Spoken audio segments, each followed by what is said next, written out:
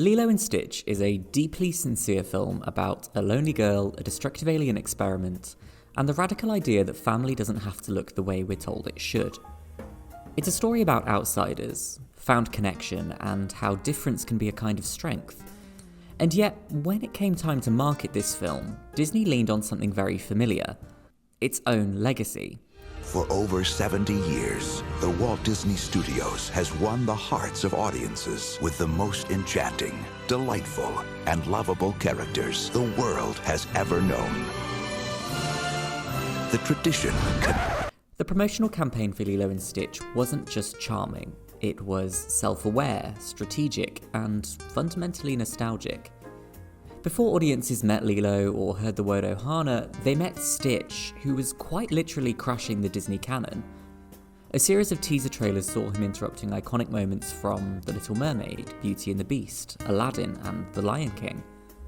This was a bold marketing move, and it was also a very deeply calculated one. At a time when Disney Animation was struggling to maintain its place at the top of the animated food chain, these teasers were a reminder. We're still Disney, you still love us, and look, even our new guy wants in on the classics.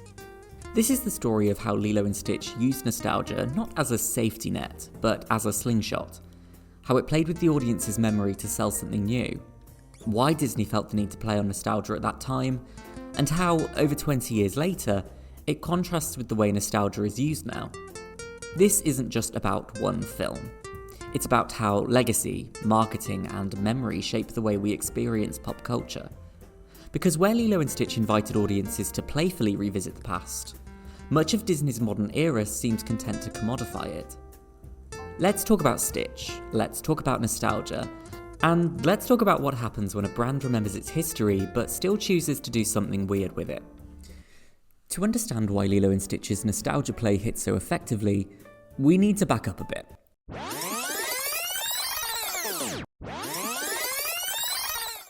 Specifically to the mid-1980s, a time when Disney animation was, to put it gently, circling the drain. It's worth asking, how did Disney get to this point? A large part of it can be traced back to the death of Walt Disney himself in 1966. In the decades that followed, Disney Animation struggled to find its identity. The studio released films like The Aristocats, Robin Hood, The Rescuers, and The Fox and the Hound. All having their own charm and staying power, sure, but none that pushed the boundaries of the art form in the way Walt had done. Technological innovation slowed, and narrative ambition was limited. While the studio had successes, the hunger that had defined Walt's vision, this sense of animation as an evolving, boundary-breaking medium, began to dim. By the time The Black Cauldron hit theatres in 1985, the writing was on the wall. The animation was uneven, the tone was too grim, and the budget had ballooned. It failed on nearly every front. Disney effectively disowned the film, and it wasn't released on home video until 1998 as a show of their bad faith. Quietly brushed aside, The Black Cauldron became a cautionary tale for what happened when the studio lost sight of its strengths. So with all of that said, it was time for a rebrand and a creative overhaul. It's easy to give credit to executives like Michael Eisner and Jeffrey Katzenberg, who were brought in to revive the studio, with Eisner as CEO and Katzenberg overseeing Walt Disney feature animation. But the real magic came from the artists. People like directors Ron Clements and John Musker, composer Alan Menken, and lyricist Howard Ashman. They didn't just make hits. They brought Broadway structure to animation, turning songs into storytelling engines and character arcs into showstoppers. Their contributions weren't just creative, they were foundational to rebuilding Disney's storytelling ethos after a period of corporate uncertainty and creative stagnation. It's a place, it's usually about the third song of the evening. Sometimes it's the second, sometimes it's the fourth, but it's quite early. And the leading lady usually sits down on something. Sometimes it's a tree stump in Brigadoon, sometimes it's under the pillars of Covent Garden in My Fair Lady, or it's a trash can in Little Shop of Horrors. But the leading lady sits down on something and sings about what she wants in life. And the audience falls in love with her and then roots for her to get it for the rest of the night. What followed was an unprecedented run. The Little Mermaid in 1989, Beauty and the Beast in 1991, Aladdin in 1992, and The Lion King in 1994. Collectively, Disney's animated films of the 1990s are known as the Disney Renaissance. These films revived the company's reputation, made lots of money, won awards, and raised a generation. I mean, hell, Beauty and the Beast even made history as the first animated film ever nominated for the Academy Award for Best Picture, breaking barriers and redefining what animated storytelling could achieve in the eyes of both audiences and critics. If you were born in the late 80s or early 90s, these weren't just films. They were cultural milestones that set the gold standard for family entertainment. But like all golden eras, the Renaissance eventually began to tarnish. If Disney animation in the second half of the 1990s can be defined by anything, it's tonal inconsistency. Silence! Justice! I'm losing to a bird! Meg! No! Oh, I got a fur wedgie. One. Dishonor on you? Dishonor on your cow? By the time Pocahontas debuted in 1995, audiences were starting to feel the formula. The lush visuals, Broadway-style ballads, and earnest moral lessons were beginning to blur together. Pocahontas had lofty ambitions. It aimed to blend historical gravitas with Disney's tried-and-true romantic fantasy structure. But the attempt to graft complex colonial themes onto a conventional Romeo and Juliet-style love story left the film with a tone problem. Murderous thieves, there's no room for their kind in civilized society. My bark is worse than my bite. While the film was visually beautiful and musically rich, it lacked the narrative clarity and emotional depth of its predecessors. Then came 1996's The Hunchback of Notre Dame, arguably one of Disney's most artistically daring efforts of the period. Adapted from Victor Hugo's dark, tragic novel, the film wrestled with themes of lust, religious hypocrisy, and social cruelty. And yet, it was still a family musical. The result was tonally conflicted. Critics praised its ambition and Alan Menken's soaring score, which arguably is the very best that he ever made for the studio, but audiences were uncertain about how to emotionally engage with a film that featured both slapstick gargoyle sidekicks and a villain literally singing about hellfire. Let's look at some examples of this disparate tone. All right. Pour the wine and cut the cheese. A abomination. Achilles, sit. Whoa! My last captain of the guard was a bit of a disappointment to me. Look at that disgusting display. Yes, sir. A lesson needs to be learned here. I'm losing to a bird! The 1997 release of Hercules marked a tonal whiplash in the opposite direction. After two heavy, prestige-minded releases, this was Disney's attempt at a breezy, irreverent take on mythology. Inspired by Saturday morning cartoons and gospel choirs, it leaned hard into humour and pop culture references. And while Hercules works as an animated comedy, it didn't always gel with the elements of Greek mythology that necessitated a more serious tone. It's less of a glaring tonal inconsistency and more of a tonal confusion. 1998's Mulan, on the other hand, was something of a return to form. The film offered a compelling protagonist, memorable music, and a strong feminist message, but it too didn't spark the kind of cultural wildfire seen earlier in the decade. Then came Tarzan in 1999, the last film commonly considered part of the Disney Renaissance.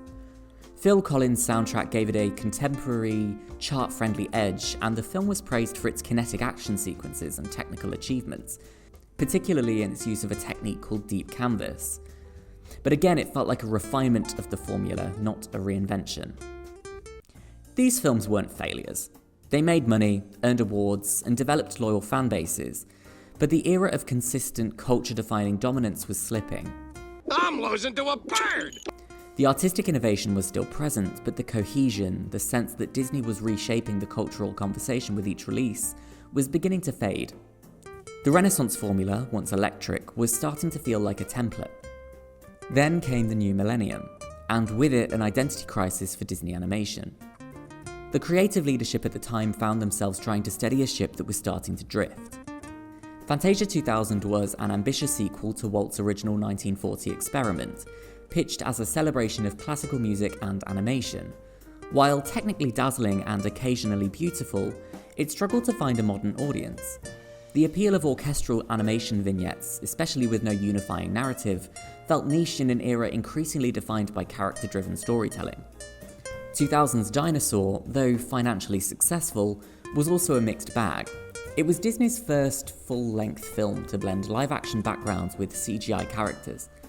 a huge technical milestone for the company at the time, but it lacked the narrative depth or emotional connection audiences expected. The film's then cutting-edge look couldn't compensate for its thin plot and generic characters, and despite its earnings, it left very little cultural footprint. Besides Zinni, of course. What you need is a little help from the love monkey. Then there was 2000's The Emperor's New Groove.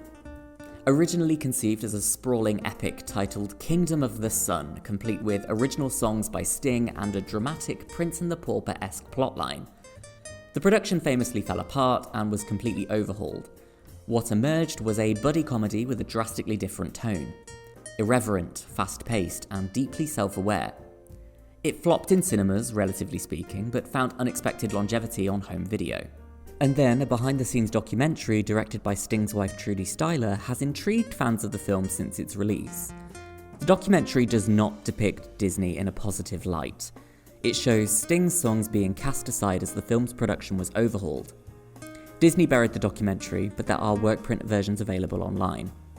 Then 2001's Atlantis: The Lost Empire continued the studio's experimentation. It abandoned musical numbers, cast a grittier tone, and leaned heavily into science fiction and world building. But that ambition came at a cost. The film struggled to connect with audiences, partly because its marketing couldn't quite explain what it was. Was it an action-adventure? Was it a steampunk fable? Was it a kid's Indiana Jones? Its box office underperformance and lack of clear identity made it another mark in a growing list of near misses. Lettuce! Lettuce! What had once felt like an unstoppable creative streak was now sputtering, both creatively and commercially. Disney was no longer the automatic leader in animation. That crown was beginning to slip, with rising competition from up-and-coming studios like Pixar, DreamWorks, and Blue Sky. Disney's signature magic wasn't gone, but it was no longer effortless. Note that when the Academy Awards introduced the Best Animated Feature category in 2001, not only did Disney lose the award, they weren't even nominated. The studio needed a reset, something unexpected but sincere. A film that could move merchandise but also move audiences. Something that reminded us of the Disney we loved without repeating it beat for beat. They found it in A Strange Little Alien and A Lonely Girl in Hawaii. So, by 2002, Disney needed a revival, and it didn't come from a princess or a Broadway-style ballad. It came from a genetically engineered alien with the voice of a broken fax machine and the energy of a toddler drinking espresso. Stitch wasn't just a new character, he was a brand disruptor. And rather than shy away from that, Disney's marketing team made it the entire pitch. Lilo and Stitch was a tonal outlier. No castles, no epic prophecies, just a scrappy, emotionally raw story about a grieving family and a dog-shaped alien weapon. It read more like an indie dramedy with space lasers than a tentpole animated blockbuster. And yet it was Disney's tentpole summer release of 2002. You know, the country bears notwithstanding. Oh, that's no little bear! That's my brother! This all posed an interesting problem. How does Disney market a film that breaks the conventional formula to an audience that only trusts that formula? Well, the answer was simple. They did as the Greeks and made it a Trojan horse. For the Trojans, hey, they bet on the wrong horse, okay? The teaser campaign positioned Stitch not as an heir to the Disney legacy, but as an intruder. And the way they did that was by having him crash iconic scenes from 4 of Disney's most iconic films. In The Little Mermaid, Ariel is in full Disney princess mode, perched dramatically on her seaside rock as waves crash behind her. But instead of an emotional crescendo, we get Stitch surfing the wave that swallows her moment. Ariel, understandably irritated, throws a starfish at him before diving back into the ocean. I was singing here. In Beauty and the Beast, Belle and Beast waltz beneath the iconic ballroom chandelier. Enter Stitch, clambering across the ceiling before swinging from the chandelier, which promptly crashes to the floor. Belle storms off with an eye roll and a deadpan. Get your own movie. In Aladdin, Jasmine and Aladdin float peacefully through the night sky during the A Whole New World sequence. Then Stitch pulls up in his spaceship, honks the horn, flirts shamelessly with Jasmine, and flies off with her, leaving Aladdin stunned and muttering, Hey! You get your own movie. And in The Lion King, Rafiki holds Stitch up instead of Simba. Timon below protests, Hey, that's not Simba. Rafiki, startled, drops Stitch. Chaos ensues. Stitch climbs up to the top of Pride Rock, clears his throat, and belts out his best parody roar. The teasers followed the same mischievous blueprint. First, establish a beloved moment. A Disney Renaissance era icon, a signature shot, something unmistakably classic. Then, halfway through, let Stitch ruin it. He wasn't just being introduced into the Disney universe, he was interrupting it, hijacking it, claiming it as his own. He throws Ariel off her rock, he drops a chandelier on Belle, he steals Jasmine from Aladdin, he gets held up instead of Simba and causes a stampede. These were deliberate mini-home invasions, and they did more than make audiences laugh. They told them exactly what kind of character Stitch was. Chaotic, disruptive, gleefully irreverent, and absolutely not business as usual. And Disney were totally in on the joke. That kind of self-parody, letting a new character trash your most sacred IP, would have been unthinkable in the Golden Age. But here it worked because the studio trusted its audience to get the gag. It was clever, it was meta, and it turned the marketing into a story in itself. Disney didn't feel the need to hold the audience's hand, they just expected the audience to keep up. And if you didn't, well... Here, educate yourself! Even the poster leaned into the outsider narrative, and did so with remarkable restraint. Stitch sits dead center, surrounded by a ring of scowling Disney icons. No swirling magical backdrops, no overloaded cast montage, no glittering palace in the distance. Just white space, Stitch, and a halo of disapproval. Compared to the maximalist posters from the 90s Renaissance era, packed with characters, settings, sidekicks, and a tagline, this one was minimal, cheeky, subversive. It didn't sell the plot, the world, or even Lilo. It sold Stitch's attitude, and in doing so it planted a flag. This isn't another fairy tale, and you're going to love it. Meanwhile, the usual marketing touchstones that we've grown to expect from a Disney tentpole release were still there. Happy Meal toys, plushies, soundtrack tie-ins. But none of it felt boilerplate. Every element was twisted through Stitch's chaotic, unpredictable energy. The merchandise was wild, colourful, and leaned into his slapstick appeal, making him irresistible to kids. The Elvis-heavy soundtrack was as much a quirky joke as it was a clever demographic play. For kids, it added absurdity and novelty. For parents, it was a nostalgic hook. Both Lilo and Stitch's love of Elvis in the film doubled as character traits and a strategic marketing crossover, one that expanded the film's reach across generations and gave it pop cultural weight beyond typical animated fare. And Disney even snuck in some emotional levity, reusing a piece from James Newton Howard's Dinosaur score, originally composed for one of that film's more awe-filled, visually grand moments.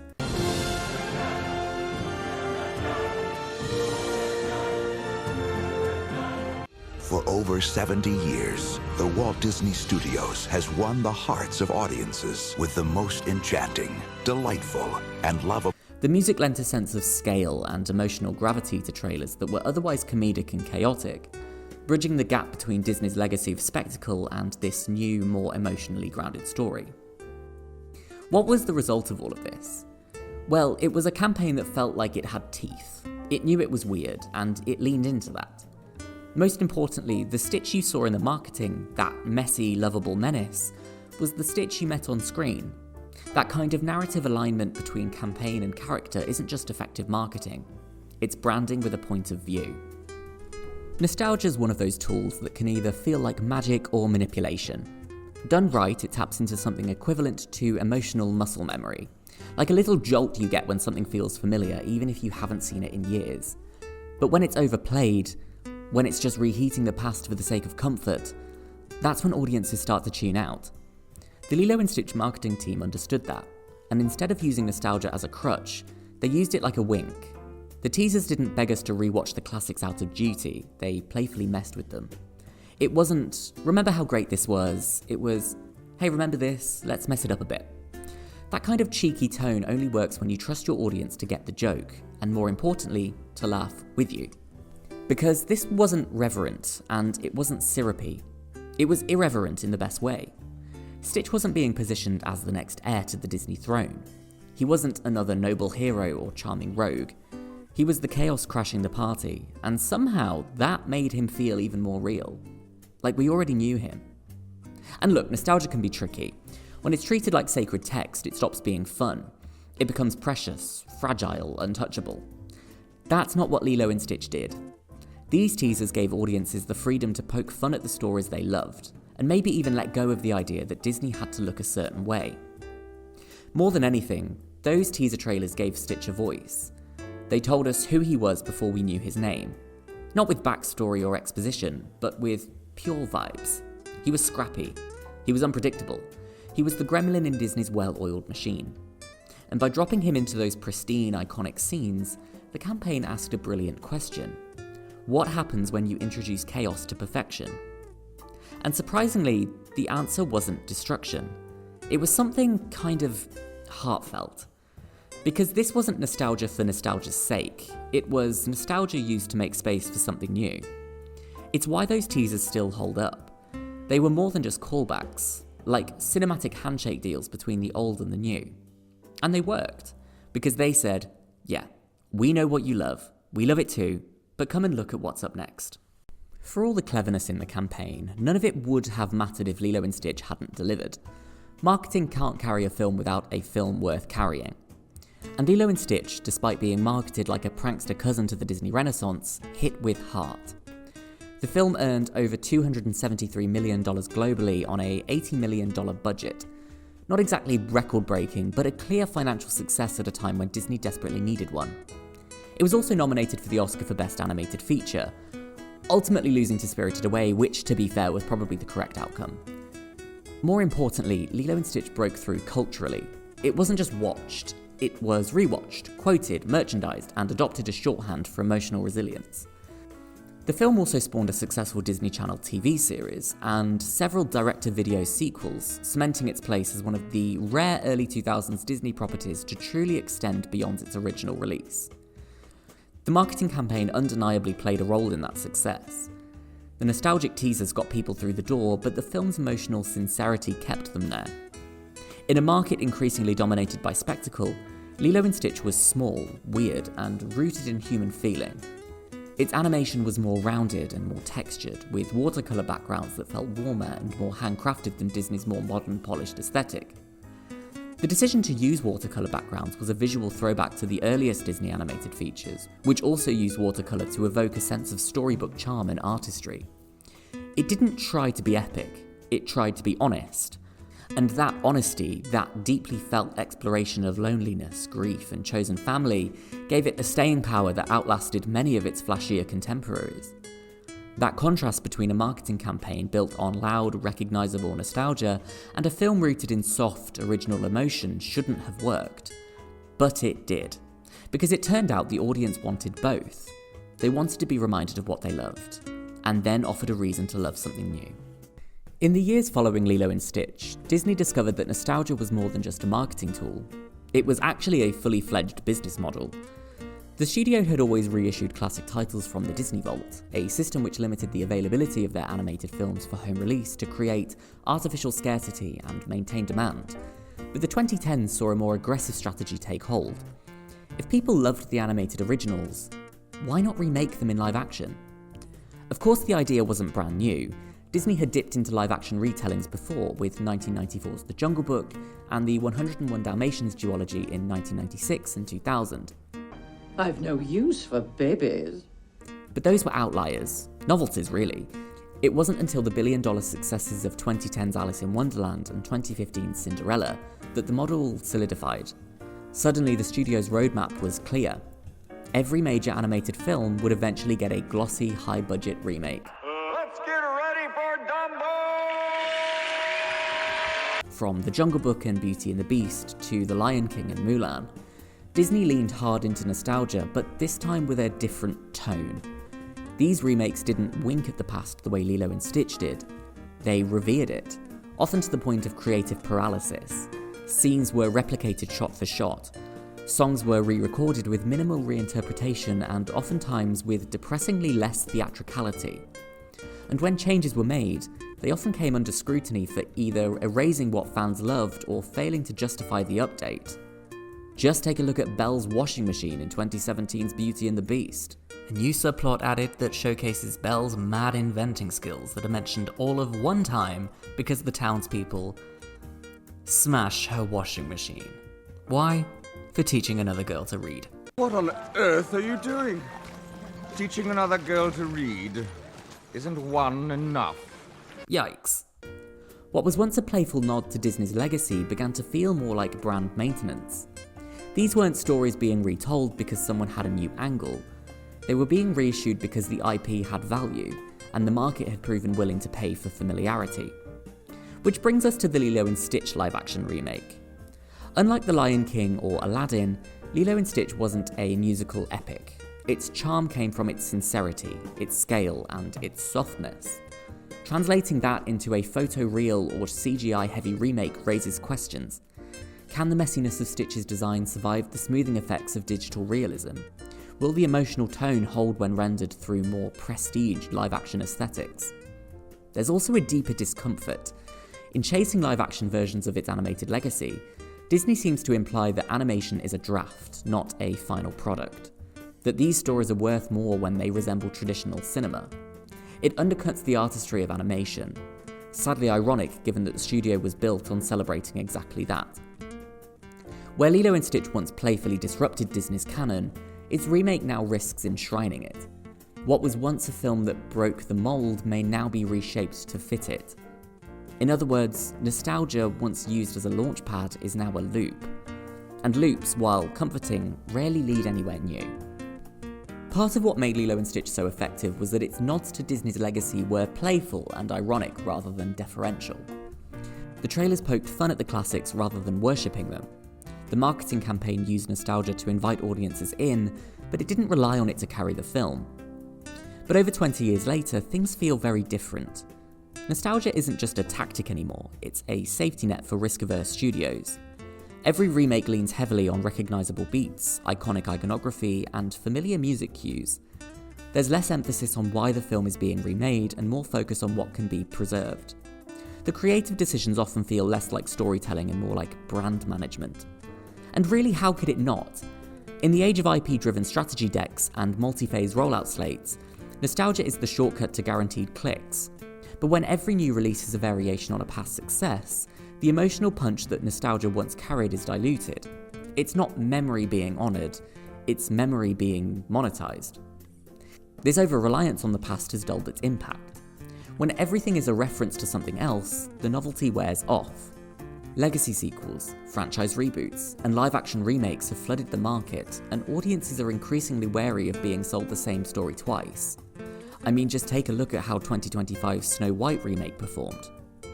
Pretty damn badly. So while Lilo and Stitch use nostalgia as a springboard to say something new, its successors too often use it as a crutch.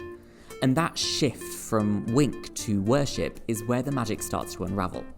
And then, simultaneously, the Lilo and Stitch remake has also jumped on the nostalgic marketing trend, with posters satirising Disney properties like Marvel and Star Wars, as well as other live-action remakes like Snow White, Cinderella, Beauty and the Beast, Aladdin, The Lion King, and Moana, which, so help me God, has its own live-action remake releasing in 2026.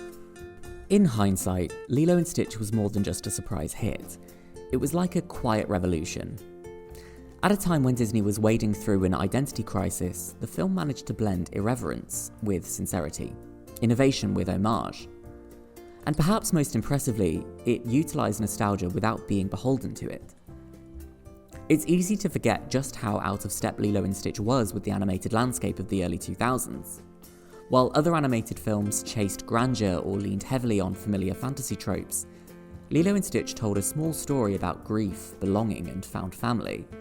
The marketing played with the classics to get you to the cinema, but the reason you stayed was because it had something entirely new to say. That balance is rare, and based on Disney's recent track record, increasingly difficult to replicate. Because nostalgia isn't inherently bad. When wielded thoughtfully, it can connect generations, rekindle joy, and frame new ideas within familiar shapes. But when it's used cynically or lazily, it flattens stories into products. It transforms curiosity into brand loyalty, and imagination into recognition. So yes, Lilo and Stitch has got a remake. And maybe it'll be good. Maybe it'll capture the chaos and charm of the original. But let's not forget, the magic of the first Lilo and Stitch wasn't just in its story.